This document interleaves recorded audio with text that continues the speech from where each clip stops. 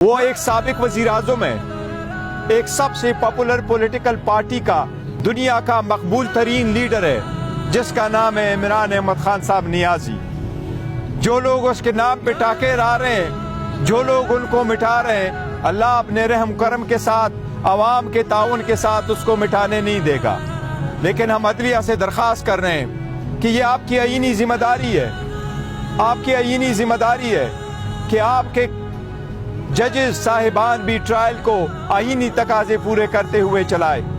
میں نے آج جو پروسیڈنگ دیکھی ہے، یہ تو شخانہ کا ایک نیا ورژن ہے، اس سے بھی آگے جا رہا ہے، اس کی ہم شدید مذمت کرتے ہیں۔ آج ہم نے اپنے آنکھوں سے انصاف کا قتل ہوتے ہوئے دیکھا ہے۔ ایک الگ سی جگہ میں جج صاحب نے عدالت لگائی اور وہاں بھی یہ آرڈر کر لیا کہ خان صاحب کو یہاں پروڈیوس کیا جائے، وہ دوسرے کورٹ میں موجود ہے، کے باوجود پروسیڈنگ کنٹینیو ہوتی گئی۔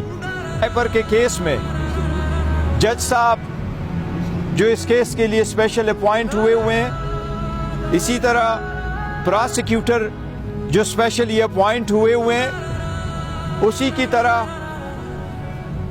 خان صاحب کے لیے اور شاہ محمود قریشی صاحب کے لیے جج صاحب نے بھی اپنے طرف سے ڈیفنس کاؤنسل اسٹیٹ ایکسپنس سے اپوائنٹ کیے ہوئے ہیں۔ اس کے باوجود جج صاحب نے کہا میں آرڈر پاس کر چکا ہوں۔ ہم ایسے ٹرائل کے شدید الفاظ، سخت الفاظ میں مذمت کرتے ہیں۔ یہ آئین کی خلاف ورزی ہے، یہ قانون کی خلاف ورزی ہے، اسپیشلی ایسے ٹرائل میں اور ایسے جرائم میں جس میں ڈیتھ سینٹنس ہو سکتی ہے۔ 2 مرتبہ اسلام آباد ہائی کورٹ نے اس کو قواش کرتے ہوئے اس کو اسٹرکٹ ڈائریکشن کے ساتھ بھیجا ہے، لیکن جج صاحبان کو اپنی طرف سے کوئی جلدی ہے اس کیس میں، اور جلدی جس بھی تناظر میں۔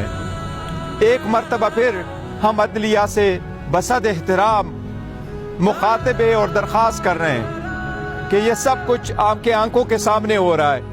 اسلام آباد ہائی کورٹ کے چیف جسٹس سے درخواست ہے کہ آرٹیکل 203 کے مطابق سپریم کورٹ سے درخواست ہے کہ سو موٹو کے ذریعے اس کا تدارک کیا جائے۔